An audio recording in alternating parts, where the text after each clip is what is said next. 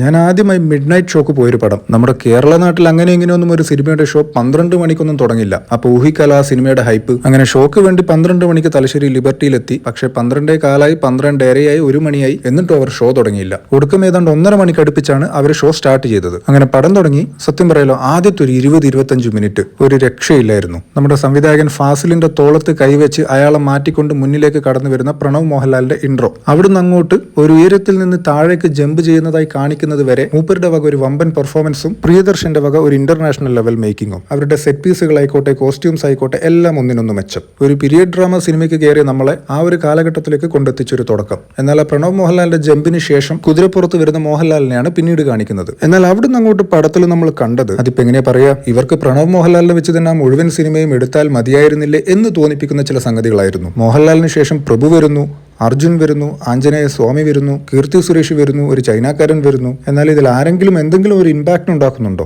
അതുമില്ല. 1.5x സ്പീഡിൽ പോയിക്കൊണ്ടിരുന്ന സിനിമയുടെ ആദ്യത്തെ 20 മിനിറ്റുകൾ കണ്ട് നമുക്ക് 0.5x സ്പീഡിലായിരുന്നു ഇവർ ബാക്കിയുള്ള ഭാഗങ്ങൾ കാണിച്ചു തന്നത്. അങ്ങനെ എല്ലാം കഴിഞ്ഞ് ഇന്റർവെൽ ബ്ലോക്കിൽ കപ്പലിൽ വെച്ചൊരു യുദ്ധം വരികയാണ്. യുദ്ധത്തിൽ നമ്മുടെ നായകൻ ജയിക്കുന്നു. തിയേറ്ററിൽ വെളിച്ചം വരുന്നു. കൂടെ വന്ന ആൾ എന്നോട് ചോദിച്ചു, അപ്പോ പടത്തിലെ മെയിൻ ബാറ്റിൽ സീക്വൻസ് കഴിഞ്ഞില്ലേ? ഇനിയിപ്പോ ഇതിലെന്താ ഉള്ളത്? നമുക്ക് പോവല്ലേ? അപ്പോഴേക്ക് സമയം പുലർച്ചെ ഏതാണ്ട് 3 മണിയായി കഴിഞ്ഞിരുന്നു. എന്നാ പിന്നെ അങ്ങനെ ആവട്ടെ എന്ന് പറഞ്ഞ് ഞാനും ഇറങ്ങി. സത്യം പറഞ്ഞാൽ ഇറങ്ങുമ്പോൾ മനസ്സിൽ ചെറിയൊരു വിഷമം ഉണ്ടായിരുന്നു. ഇനി എങ്ങാൻ സെക്കൻഡ് ഹാഫിൽ ഭയങ്കരമായി എന്തെങ്കിലും ഉണ്ടെങ്കിലോ എന്ന്. പക്ഷെ പിൽക്കാലത്ത് ആ സിനിമയുടെ ബാക്കി ഭാഗം മൊബൈൽ ഫോണിൽ കണ്ടപ്പോൾ ഒരു കാര്യം മനസ്സിലായി. ഉള്ള ഉറക്കവും കളഞ്ഞ് ബാക്കിയും കൂടി കാണാതിരുന്നത് എന്തുകൊണ്ടും നന്നായെന്ന്. മിസ്അണ്ടർസ്റ്റാൻഡിങ്ങിന്റെ പേരിൽ ഒരുത്തനെ കൊല്ലാൻ വാളോങ്ങി നിൽക്കുമ്പോൾ ഞാനൊന്ന് പറയട്ടെ എന്നല്ല പറയേണ്ടത്. നിനക്ക് പറയാനുള്ള കാര്യം ആദ്യം ഒന്ന് പറഞ്ഞു തുലക്കി.